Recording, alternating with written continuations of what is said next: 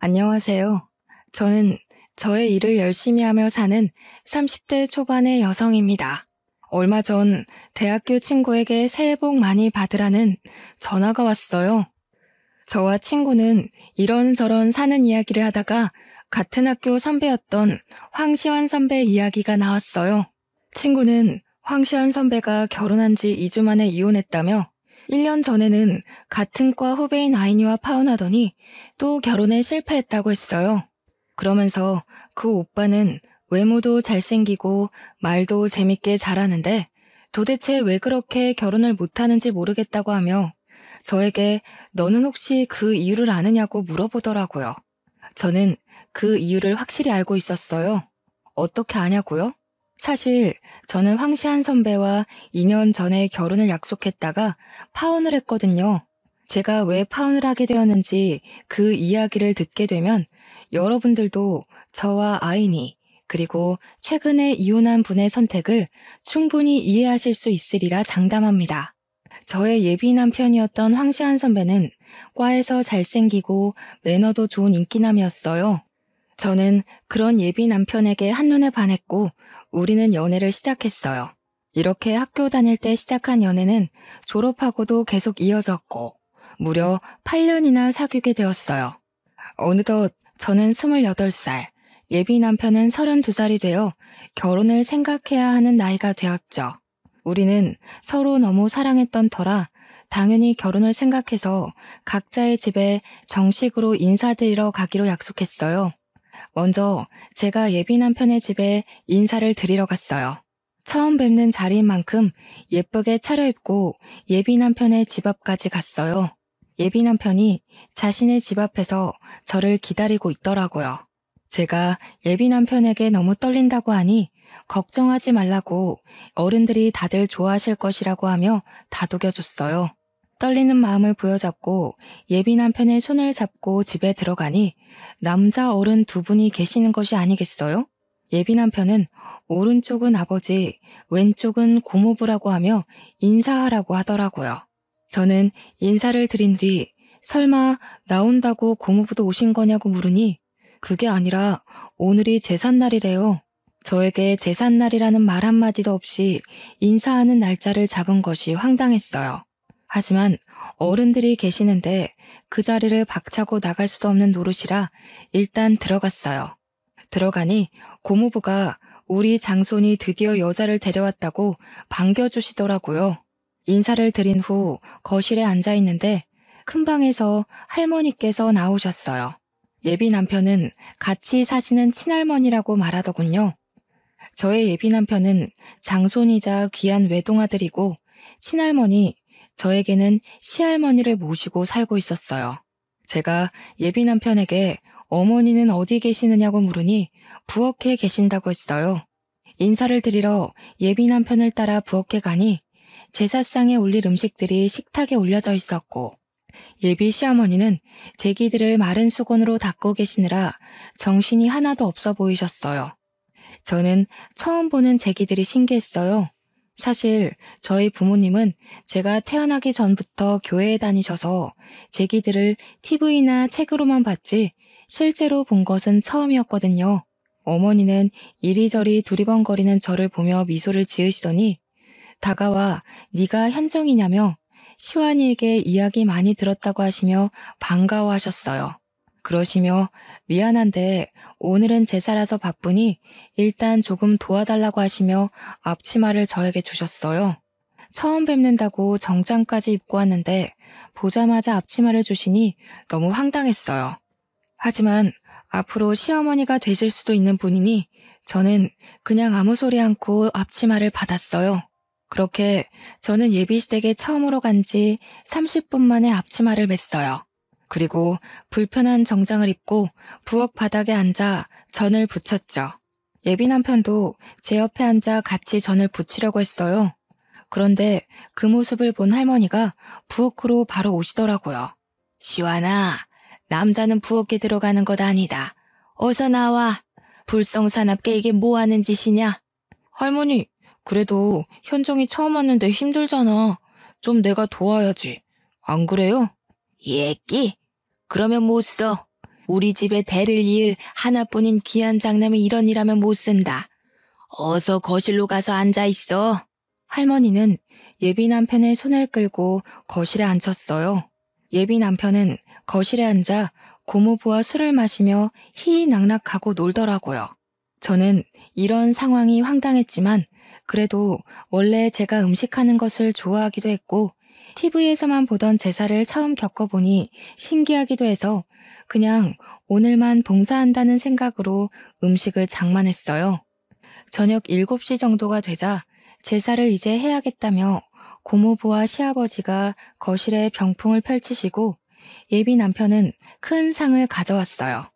어머니는 부엌에서 제기 위에 대추와 사과를 조심스럽게 올리셨어요.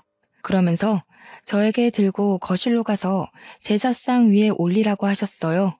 저는 어머니께서 주신 쟁반을 그대로 들고 가서 밥상에 반찬 올리듯이 아무 곳에나 음식을 두었어요. 너는 홍동백서도 모르니? 대추는 왼쪽에, 사과는 오른쪽에 두어야 할 것이 아니니? 할머니는 제게 음식을 잘못 올렸다고 다그치셨어요. 그런데 제사상 자체를 처음 보는 제가 이런 걸 알 리가 있나요? 저는 그저 이 상황들이 당황스러워 얼굴이 빨개져서 눈만 끔뻑거리고 있었어요. 할머니, 그거는 아직 저도 헷갈려요. 현정이가 그런 거 어떻게 알겠어요? 너무 뭐라 그러지 말아요. 이 녀석, 벌써 이러면 아주 우리가 시집살이라도 시키면 난리칠 녀석일세. 할머니가 한 소리 하실 수도 있지. 그거로 그러니? 할머니가 현정이를 잡아먹기라도 하신다니? 시아버지가 농담식으로 말씀하셨지만 사실 기분이 그다지 좋지는 않더라고요. 할머니의 진두지휘 하에 제사상 위에 음식들이 다 차려지고 제사가 시작되었어요. 제가 예비 남편의 옆에 서기 위해 앞쪽으로 가자 어머니는 제 팔을 잡고 부엌으로 가셨어요. 어머니는 여자들은 절할 때 부엌에 빠져 있다가 음식이 빠질 때 재빨리 음식을 나르고 저녁상을 펴야 한다고 하더라고요. 사실 저는 절을 굳이 안 해도 상관은 없었지만 그래도 음식은 어머니와 제가 다 했는데 정작 우리는 제사에 참여도 하지 못하고 부엌에 있으라고 하니 뭔가 재주는 곰이 부리고 돈은 주인이 받아가는 그런 묘한 기분이더라고요. 그래도 저는 제사를 한 번도 지내본 적이 없기에 원래 제사는 남자들만 하나보다 생각했어요. 시아버지와 고모부, 예비 남편이 진지한 표정으로 절을 하고 향 위에서 술잔을 돌리는데 저는 그저 신기했어요. 그렇게 제사가 마쳐지고 어머니는 간단히 제사상을 정리한 후 큰 상 하나, 작은 상 하나를 차리셨어요. 그러고는 큰 상에는 수저를 4개와 반찬을 푸짐하게 두시고 작은 상에는 수저 2개와 약간의 반찬을 두셨어요. 고모부, 시아버지, 예비 남편, 그리고 시할머니는 큰 상에 자리를 잡으셨어요. 저도 예비 남편 옆에 앉으려고 하니 어머니께서 제게 잠깐만 부엌으로 와보라고 하시더라고요. 네가 잘 모르나 본데 제사 마치면 너와 나는 저 작은 상에서 먹는 거란다. 큰 상은 남자와 집안 어른들만 드시고 작은 상은 며느리들이 먹는 거야. 알겠지? 네 밥 퍼서 같이 먹자꾸나. 어머니는 당연하다는 듯이 작은 상으로 가셨어요. 저는 이 상황이 이해가 되지 않더라고요. 우리 집은 남자와 여자는 평등해야 한다고 항상 교육하셨어요. 그래서 아빠와 엄마 그리고 제가 설거지도 항상 돌아가면서 했고요. 그런데 예비시댁은 남자는 부엌에 얼씬해서도 안 되고 심지어 밥도 따로 먹어야 한다니 이해를 하려야 할 수가 없었어요. 그렇게 이해가 되지 않는 식사를 마치니 할머니와 고모부와 시아버지가 큰 방으로 들어가시더라고요. 예비 남편도 저에게 잠깐만 기다리라는 표정을 짓더니 같이 큰 방으로 들어가고 거실에는 저와 어머니 둘만 있었어요. 어머니는 부엌에서 쟁반을 들고 와 모두가 드신 식기를 정리하시기 시작했어요. 어머니께서 거실에서 일하고 계시는데 가만히 있기도 뭐하고 해서 어머니를 도와 상을 치우고 정리했어요. 부엌에 가니 제기들이 쌓여 있었고 싱크대에는 설거지거리들이 한가득 쌓여 있더라고요. 어머니는 처음엔 저에게 제기 정리 좀 해달라고 하셨어요. 제기를 처음 본 제가 제기를 어떻게 정리해야 하는지 알 턱이 있나요? 모른다고 하니 어머니가 제기를 정리하시기 시작하셨고 저는 설거지를 했어요. 그렇게 1시간 정도 지나 부엌 정리가 끝났어요. 제가 설거지를 다 하고 고무장갑을 벗자마자 큰 방에서 예비 남편이 나오더라고요. 다 했어? 설거지할 거 많았을 텐데 고생했네. 벌써 밤 10시인데 이제 집에 가야 하지? 근데 어쩌지? 아까 나 고모부랑 술 먹어서 운전은 못 해줄 것 같은데. 혼자 갈 수 있겠어? 예비 남편은 제가 설거지를 할 동안 방에서 고모부와 아까 못다 마신 술을 더 마셨더라고요. 술에 취해 해롱해롱한 예비 남편과는 오늘 그 어떤 이야기도 할 수 없겠다 싶어 어른들께 인사를 드리고 혼자 버스를 타고 집에 왔어요. 집에 도착하니 밤 11시였어요. 예비 시댁에 인사드리러 간다고 오전부터 나가서는 완전 파김치가 되어 밤늦게 온 저를 본 엄마는 깜짝 놀라서 무슨 일 있었냐고 물으셨어요. 저는 엄마에게 오늘이 제삿날이라서 시어머니와 제사 준비도 하고 제사도 지내고 뒷정리까지 하고 왔다고 말씀드렸어요. 또한 예비 남편이 장손에다 외아들이고 시할머니와 함께 살고 있다는 사실도 이야기했죠. 엄마는 제삿날에 인사하러 오라고 말한 것도 기가 막힐 노릇인데 남의 집 귀한 딸을 제사 준비까지 시키고 뒷정리까지 시키냐며 화를 내셨어요. 당장 예비 남편에게 전화해서 따진다는 것을 예비 남편이 지금 술 먹어서 말해도 소용없다고 하며 겨우 말렸네요. 엄마는 한창 화를 내시다가 저와 예비 남편이 결혼하는 것은 진지하게 다시 생각을 해봐야겠다고 하시고는 주무시러 들어가셨어요. 엄마는 화를 많이 내셨지만 저는 그래도 예비 남편이 좋았어요. 제사라는 문화가 그다지 싫지만은 않았고 무엇보다 예비 남편을 너무 사랑했거든요. 예비 남편도 제게 너무 잘해주었고요. 그래서 그 뒤로도 저희는 잘 만났지만 엄마는 그날 이후 우리의 만남을 탐탁지 않게 생각하셨어요. 그리고 2주 정도가 흘렀어요. 예비 남편은 어른들이 다시 저를 집으로 초대했다고 토요일에 함께 가자고 하더라고요. 저는 저번에 인사드리러 갔을 때 제삿날이라 많은 이야기를 나누지 못해서 다시 초대하셨다고 생각하며 그날 당연히 가겠다고 했어요. 약속한 토요일 오전. 이번에도 깔끔하게 정장을 입고 예비 남편 집 앞으로 갔어요. 문을 열고 들어가니 현관에 신발이 가득 있었어요. 집 안에는 어른도 있고 아이들도 있었는데 어른들만 해도 20분 정도가 있으시더라고요. 저는 현관에서 신발도 벗지 못한 채 이게 무슨 일인가 싶어 어리둥절하게 서 있었어요. 예비 남편은 가만히 있는 제 손을 잡고 들어갔어요. 그러더니 당숙 할아버지, 작은 할아버지, 남원 작은 아버지, 천안 작은 아버지 등 그 자리에 계시는 모든 분에게 각각 인사시켰어요. 일단 인사를 하긴 했는데 워낙 많이 계시다 보니 나중에는 이분이 저분 같고 저분이 이분 같더라고요.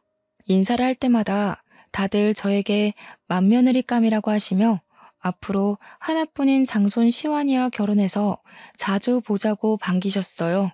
한창 정신없이 인사를 하는데 부엌에 계시던 어머니께서 나오시더니 잘 왔다고 반겨주셨어요. 그러고는 오늘은 증조 할아버지의 제삿날이라고 하시며 제게 앞치마를 주시더라고요. 그때 그 앞치마를 보자마자 뒤도 돌아보지 않고 나갔어야 했는데 저는 또 바보같이 그 앞치마를 건네받았네요. 그렇게 저는 또 불편한 정장을 입고 앞치마를 입고 부엌 바닥에 앉아 육전부터 시작해서 파전, 산적, 동태전, 가오리전 등 제가 평소에는 잘 먹지도 않는 전을 잔뜩 만들었어요. 그날은 친척들이 많이 오셔서 그런지 처음으로 이 집에 왔던 이전 제삿날보다 훨씬 더 많이 음식 장만을 했어요. 제가 그렇게 허리도 제대로 펴지 못하고 음식을 할 동안 예비 남편은 조카들과 놀고 게임을 하며 아주 즐거워하더라고요. 저는 분명히 인사를 드리러 왔는데 또 이 집 제사 음식을 장만하고 있으니 화가 나더라고요. 그런다고 이렇게나 어른들이 많이 계시는데 그냥 뛰쳐나갈 수도 없고 해서 답답한 마음에 한숨만 푹푹 내쉬고 있었어요. 그런 모습을 예비 남편이 보았는지 부엌으로 와서는 많이 힘드냐며 어깨를 주물러 주었어요. 제가 그럼 힘들지 안 힘들겠냐고 말하려는 순간 시할머니가 저와 예비 남편에게 오셨어요. 시완아, 장손이 부엌에 오면 못 써. 그리고 지금 조상님들 음식장만 하는데 어깨를 주무르고 이게 뭐 하는 짓이냐? 당장 거실로 가. 할머니, 우리 현정이 인사드린다고 예쁘게 옷 입고 왔는데 얼마나 힘들겠어. 현정이 예쁘게 좀 봐주라. 예끼. 아무리 그래도 어른들 계시는데 장손이 그러면 못 써. 시완이 너는 어서 나와서 당숙한테나 가봐라. 할머니는 장손인 예비 남편이 잠시라도 부엌에 오려고 하면 장손은 부엌에 있으면 큰일 난다며 얼른 내보내셨어요. 예비 남편은 당숙 할아버지에게로 가서 술을 받아 먹고 있더라고요. 그렇게 예비 남편은 거실에서 술을 먹고 노는 동안 저는 혼자 엄청난 양의 전을 만들었어요. 제사 준비를 다 마치고 제사상이 차려졌어요. 저번처럼 저와 어머니는 부엌에서 제사가 마쳐지기만을 기다린 뒤 제사가 끝나자마자 저녁상을 차렸어요.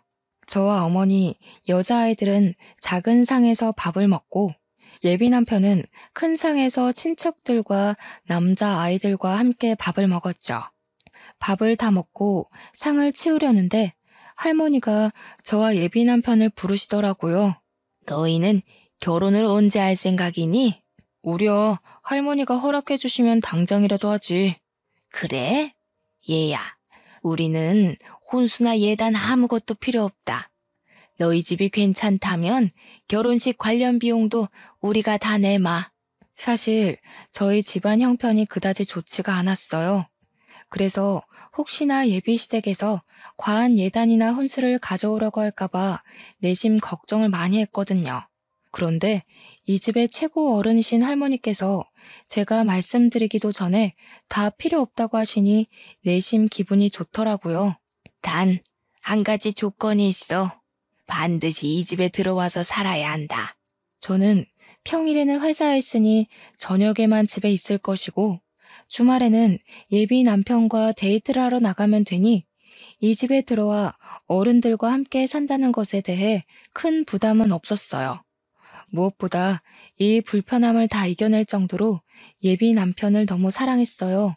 게다가 제가 결혼을 앞두고 걱정을 많이 했던 예단과 혼수, 결혼식 비용 문제를 한 번에 다 해결할 수 있기에 할머니의 말씀에 알겠다고 바로 대답했어요. 그래, 며느리라면 당연히 그래야지. 너네 집은 제사 언제 지내니? 부모님이 교회 다니셔서 제사를 지내지 않아요. 사실 저는 제사 지내는 모습을 실제로는 처음 봐요. 제사를 한 번도 지내본 적이 없다고? 자고로 조상님께 예를 갖춰야 만사가 형통하는 법이다. 이런 조상님들도 모르는 근본 없는 것들.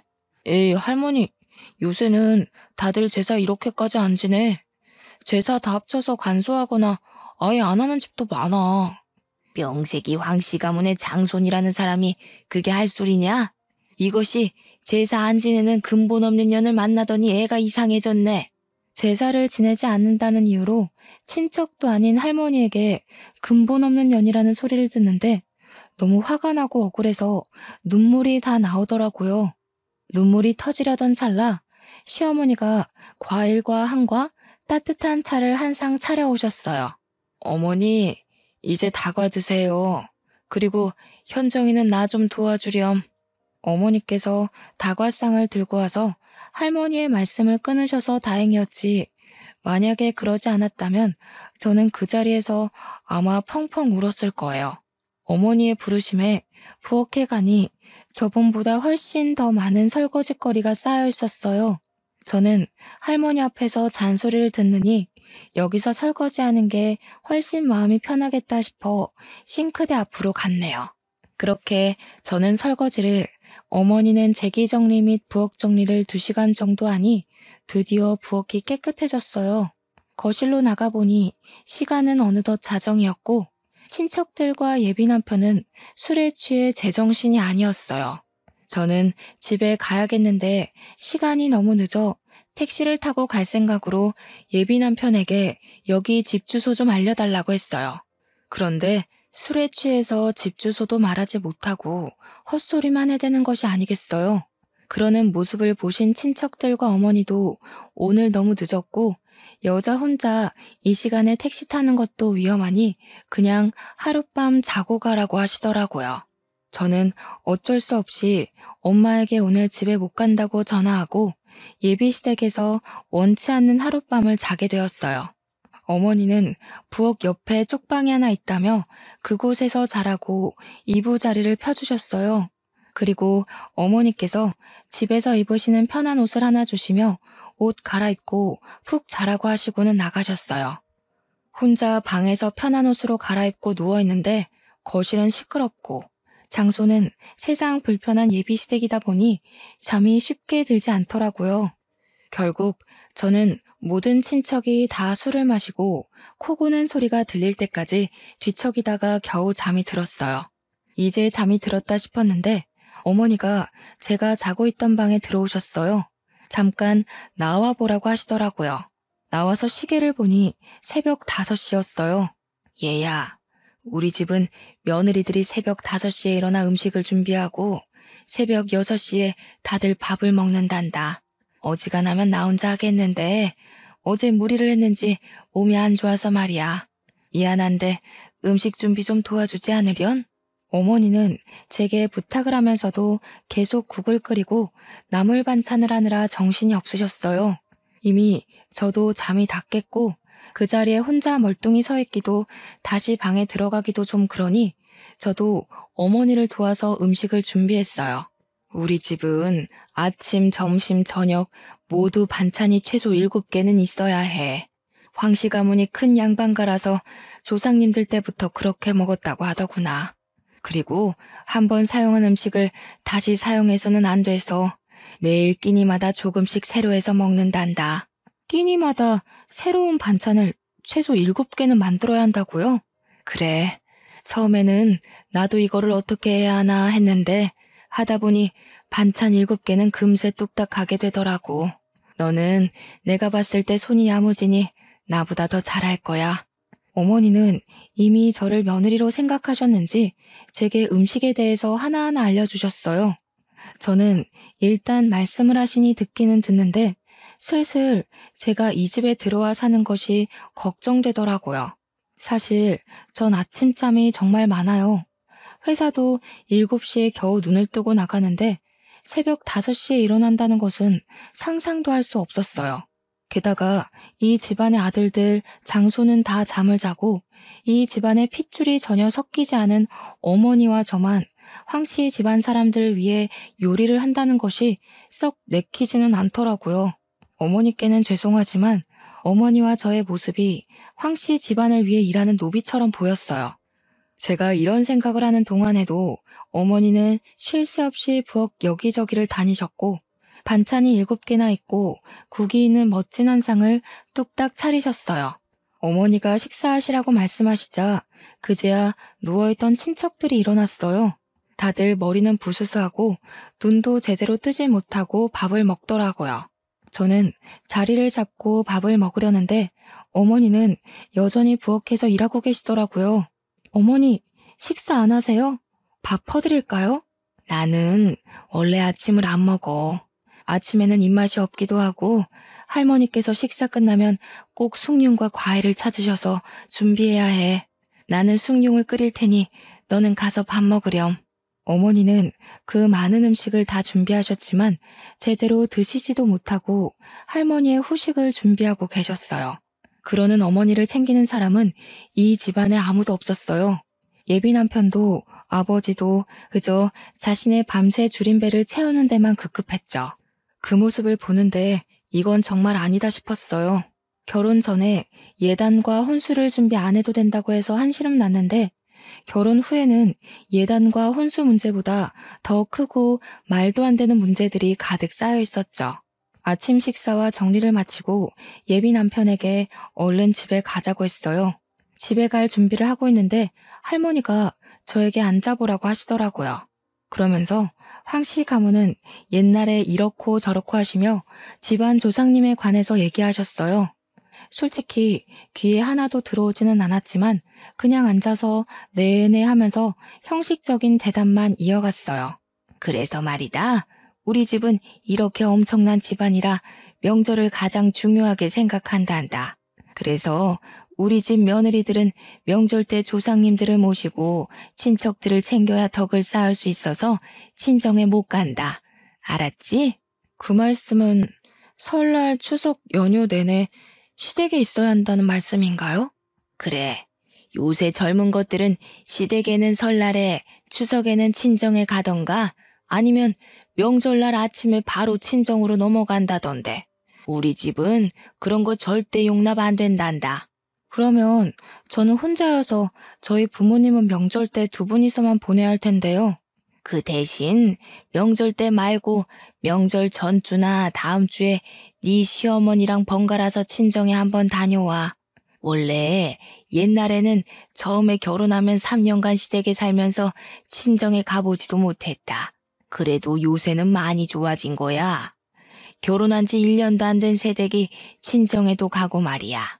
저는 저를 이만큼 키워주신 것은 친정 부모님인데 그런 부모님께 명절 때 찾아가 보지도 못한다는 것이 전혀 이해가 되지 않았어요. 정말 이건 너무 아니다 싶었죠. 더 어이없는 건 예비 남편이었어요. 예비 남편은 할머니의 말에 고개만 끄덕이더라고요. 너는 이제 출가 외인이다. 결혼하면 이 시댁에 뼈를 묻고 살아야 해. 이제 친정은 잊고 여기 시댁의 조상님께 충실하게 효를 행하며 살아야 한다. 그동안 저를 키워주신 친정은 잊고 얼굴도 이름도 모르는 어쩌면 예비 남편 아니었으면 남남이었을 시댁의 조상님께 효를 행하며 살아야 한다니 정말 어이가 없더라고요. 그 뒤로도 할머니는 한참 동안 조상님과 며느리의 도리에 대해 설교를 하셨어요. 할머니, 이제 우리 일이 있어서 나가봐야 해. 우리 장손 오늘 일이 있었어? 그래, 어서 가봐. 너도 같이 가려무나. 참, 우리가 다음 달에도 제사가 있단다. 날짜는 장손에게 듣고 그때도 꼭 와야 한다. 할머니께서는 저에게 다음 달에도 제사가 있으니 반드시 참석하라는 말을 하시며 잘 가라고 하셨어요. 예비 남편의 차에 타서 곰곰이 생각해보니 이 모든 상황이 너무 어이없더라고요. 저는 분명히 결혼 전 인사를 드리러 왔는데 인사는커녕 제사 음식 장만하고 부엌에서 일하고 아침상 차리고 다음날 예비 시댁에서 나온다는 것이 말이나 되는 상황인가요? 우리 할머니가 좀 말이 많으시거든. 그래서 할머니 말이 더 길어질까봐 내가 적당히 둘러대고 잘랐어. 그래. 그런데 인사 와서 제사 지내고 온다는 것이 좀 그러네. 왜? 힘들어서 그래? 이거 한 번 가지고 그러면 어떡해. 우리 집은 1년에 제사가 12번, 명절 2번 해서 1년에 총 14번 제사를 지내야 하는데 앞으로 어쩌려고 그래. 이제 제사 문화에 적응해봐.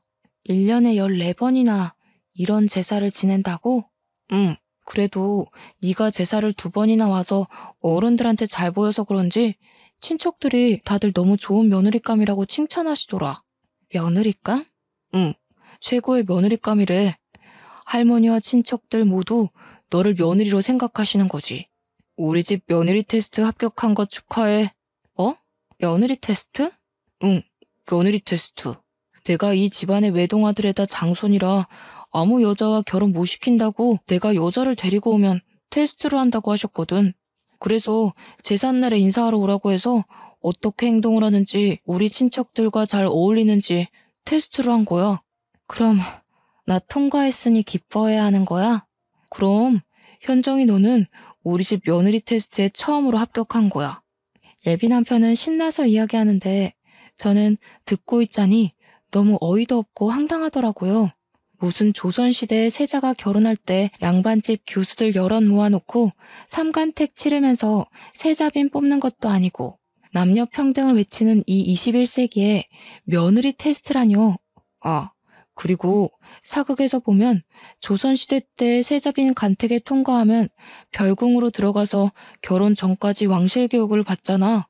그것처럼 우리 집도 옛날부터 며느리가 될 사람에게 결혼 전에 우리 집으로 오게 해서 교육을 받게 했어.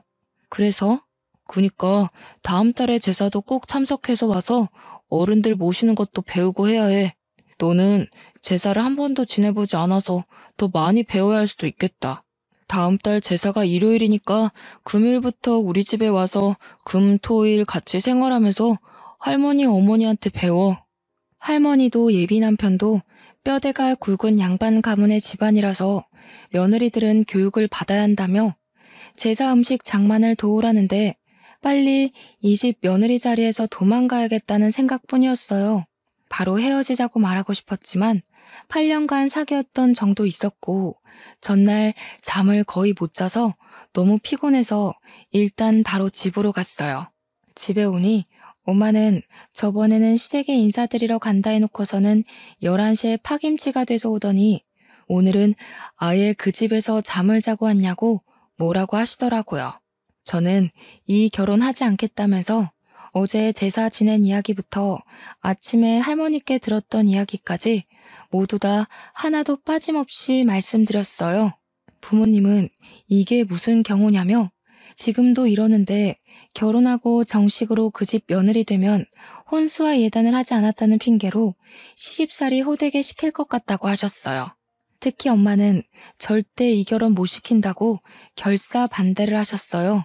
그리고 아빠는 저의 이야기를 다 듣고는 혼자 곰곰이 생각하시더니 예비 남편에게 똑같이 복수해야겠다며 다음 주 일요일에 집으로 초대하라고 하셨어요.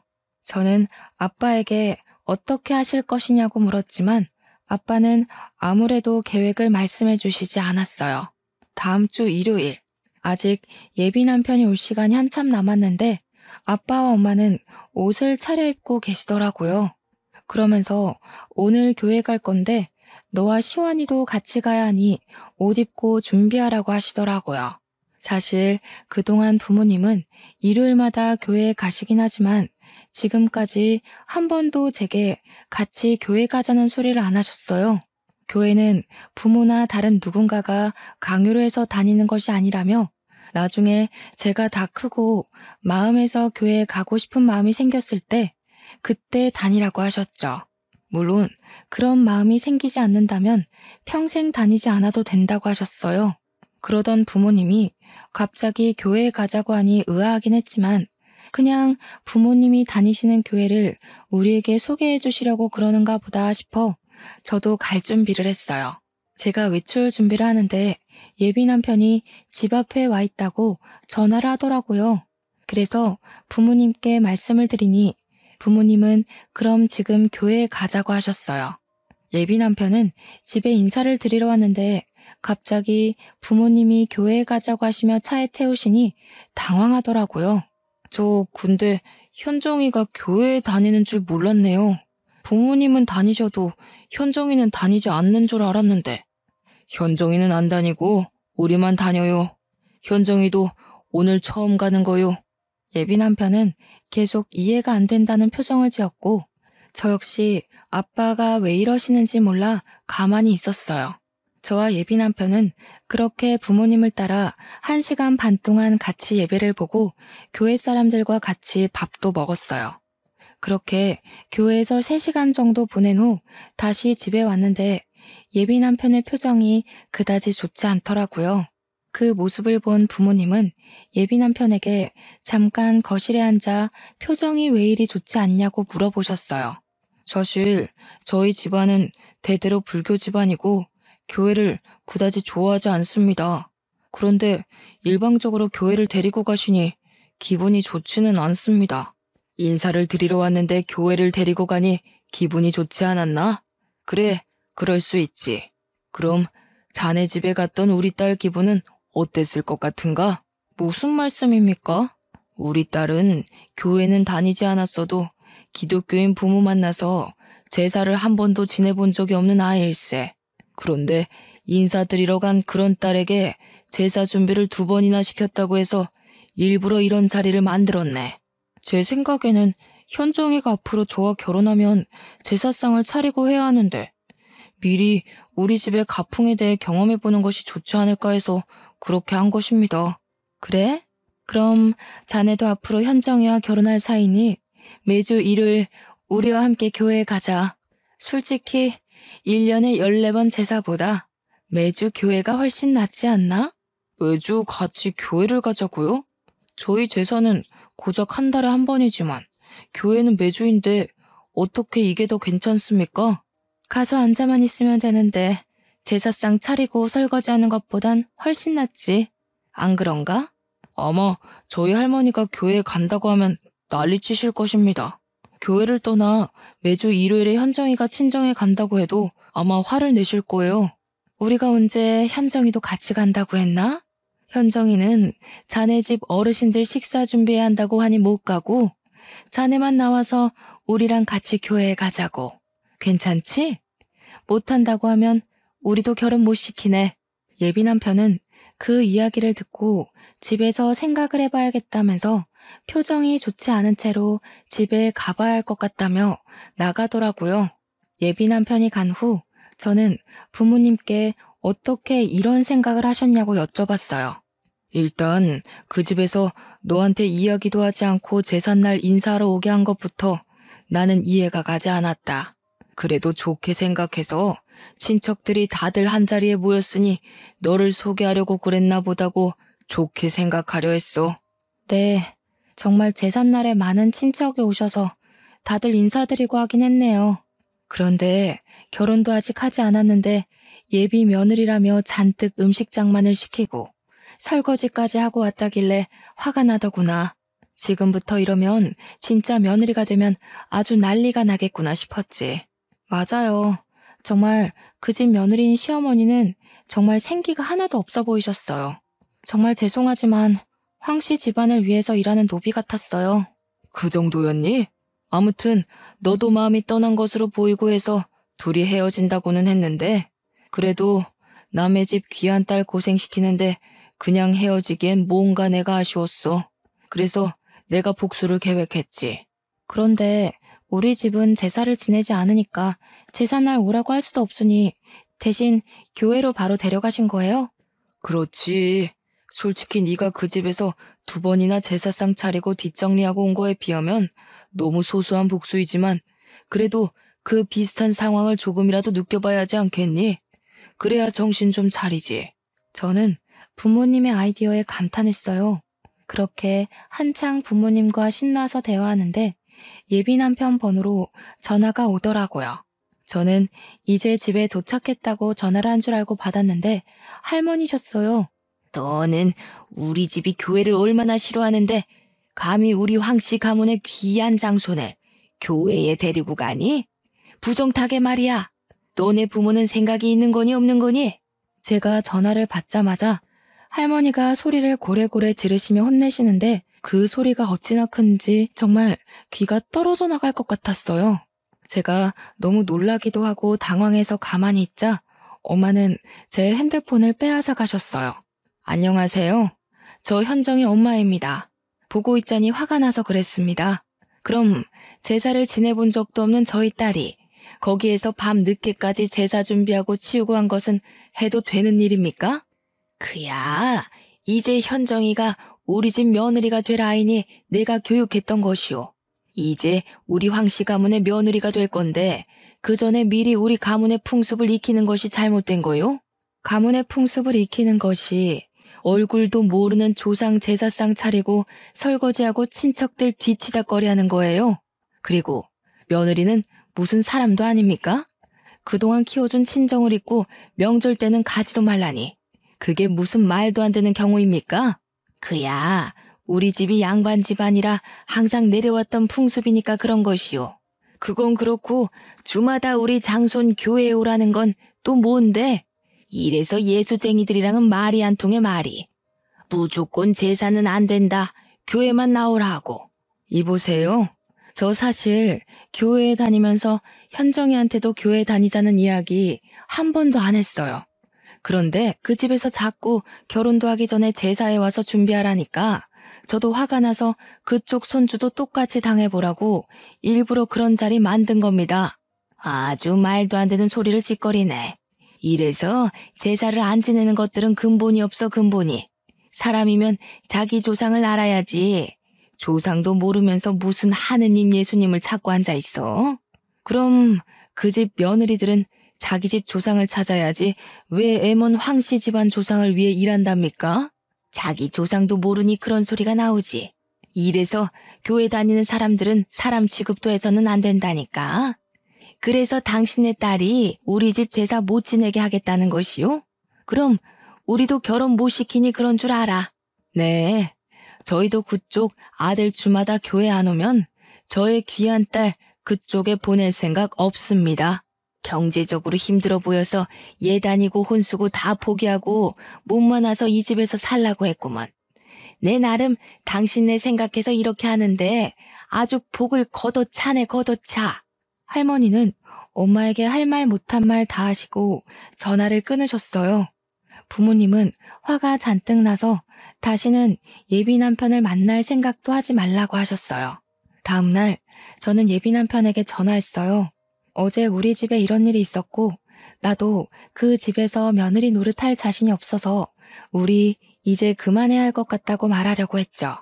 솔직히 미워서 전화도 하고 싶지 않았지만 그래도 8년이라는 긴 시간을 사귀었고 결혼까지 약속했으니 확실히 끝내고 싶었거든요. 그런데 전화를 받지 않더라고요. 카톡도 보지 않고요. 그날뿐 아니라 다음 날이 되어도 한 달이 되어도 예비 남편은 아무 연락이 없었어요. 이렇게 저는 8년 동안 사귀고 결혼까지 약속했던 예비 남편과 파혼을 했어요. 아니지. 확실히 그만하자고 끝맺음을 한 건 아니었으니 잠수 파혼을 당했다고 표현하는 편이 더 맞겠네요. 10년이면 강산도 변한다는데 8년이면 절대 짧은 시간은 아니잖아요. 저는 8년간 예비 남편이 진짜 저의 남편이라고 생각하고 최선을 다했어요. 그런데 마지막 인사도 하지 못한 채 제가 사랑을 쏟아부은 그 시간이 순식간에 물거품이 되었어요. 그래도 끝맺음을 확실히 못해서인지 헤어지고도 한동안은 미련이 계속 남더라고요.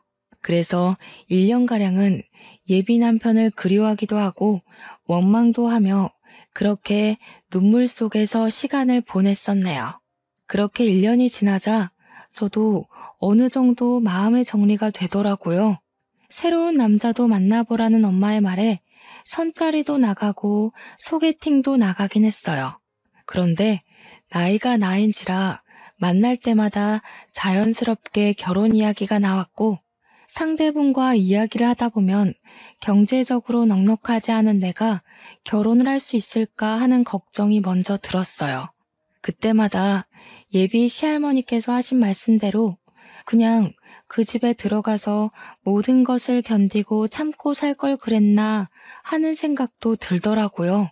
그런데 그 집에서 정말 영혼 없이 모든 것을 체념한 표정으로 일을 하시던 어머니의 표정이 생각났어요. 그게 저의 미래의 모습이라는 생각을 하니 이건 인생을 망하는 길이겠구나 싶더라고요. 제가 본 그 집의 며느리는 자신의 조상 받드는 데 쓰는 일종의 도구이자 노예 같았어요.